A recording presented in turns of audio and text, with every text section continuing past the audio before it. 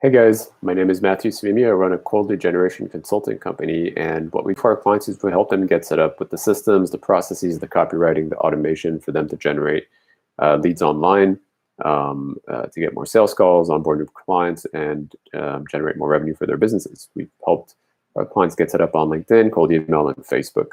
In this little video, I want to talk about following up and the two areas where follow-up comes into play, what I call short-term follow-up and long-term follow-up. So let's begin with short-term follow-up. The way that I understand following up in the short term is in a scenario where a prospect hasn't replied yet. So let's say you're on LinkedIn or you're emailing a prospect and you're not getting a reply. Maybe you've messaged once or twice and you know that follow-up is important. So short-term follow-up is really the strategy, the messaging strategy that you have in play designed to get your prospects to reply. So it only applies, in my mind, to a prospect that's unresponsive, hasn't replied yet. And what's the strategy? What are the messages? What's the sequence of messages? What are the delays in between your messages? What does the content of your messages say? And what's the strategy there to get them to reply in the short term? The answer isn't so much relevant, whether it's a no thank you or I'm interested or stop getting in touch with me. The point is you're trying to get them to reply.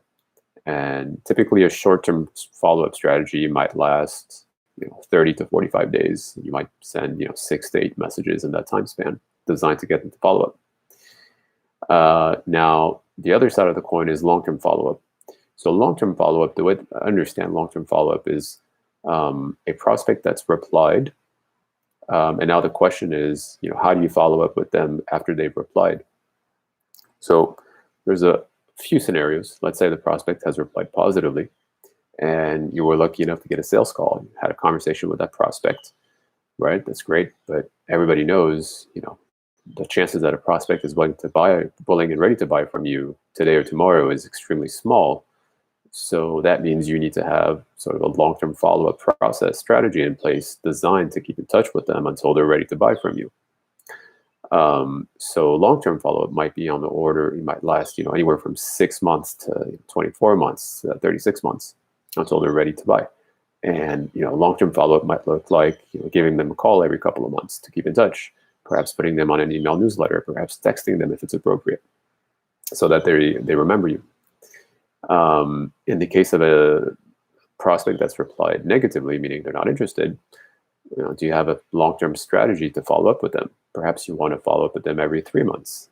Maybe it's not worth a call because your time is valuable, but perhaps it's worth putting them or sort of pinging them on a quarterly basis every 3 months when business sort of things change to happen in the time span of a quarter, 3 months. So